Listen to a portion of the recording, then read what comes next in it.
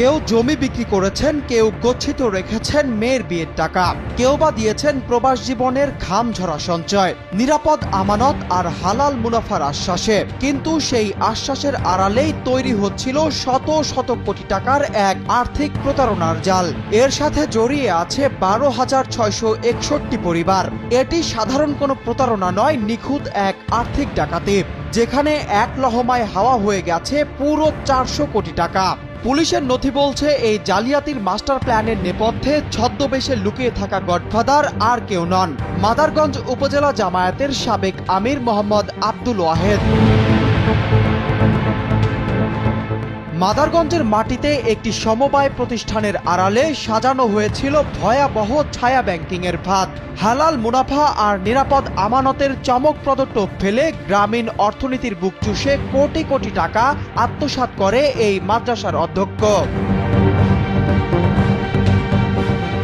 ভুক্তভোগী গ্রাহকরা জানান, আল আকাবা বহুমুখী সমবায় সমিতির পুরো কার্যক্রম নিয়ন্ত্রণ করতেন আব্দুল ওয়াহেদ। ব্যাংকিং লাইসেন্স ছাড়াই বেআইনিভাবে সঞ্চয় আমানত গ্রহণ শুরু করে প্রতিষ্ঠানটি।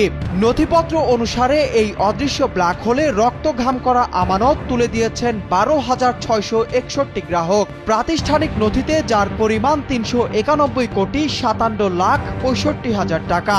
কিন্তু এই বিপুল অঙ্কের টাকা ব্যাংকের ভল্টে ছিল না, তা চলে যাচ্ছিল ওয়াহেদের নিয়ন্ত্রণে থাকা সমবায়ের সিন্ধুকে।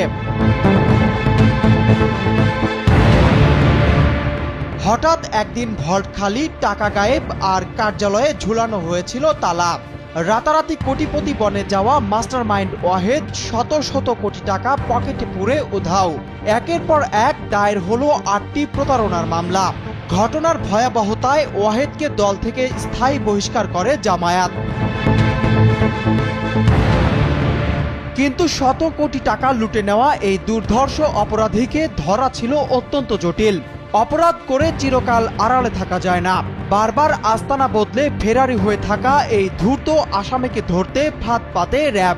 শুরু হয় আধুনিক প্রযুক্তি আর সূক্ষ্ম গোয়েন্দা নজরদারির নিখুঁত ট্র্যাকিং। 4 আগস্ট মঙ্গলবার বিকেল জামালপুর সদর উপজেলার বাইপাস এলাকায় ছদ্মবেশে থাকা আব্দুল ওয়াহেদ কিছু বুঝে ওঠার আগেই চারপাশ থেকে ঘিরে ফেলে র্যাবের বিশেষ আভিযানিক দল। তার হাতে আঁকড়ে বসল হ্যান্ডক্যাপ। গ্রেপ্তারের পর থানা পুলিশ হয়ে তাকে সোপর্দ করা হয় জামালপুর চিফ জুডিশিয়াল ম্যাজিস্ট্রেট আদালতে। বিচারক জামিন আবেদন সরাসরি নাকচ করে তাকে কারাগারে পাঠানোর নির্দেশ দিয়েছেন। অপরাধী আজ গারদের ওপারে, কিন্তু 391 কোটি টাকার সেই বিশাল অর্থ সাম্রাজ্য কোথায় গেল?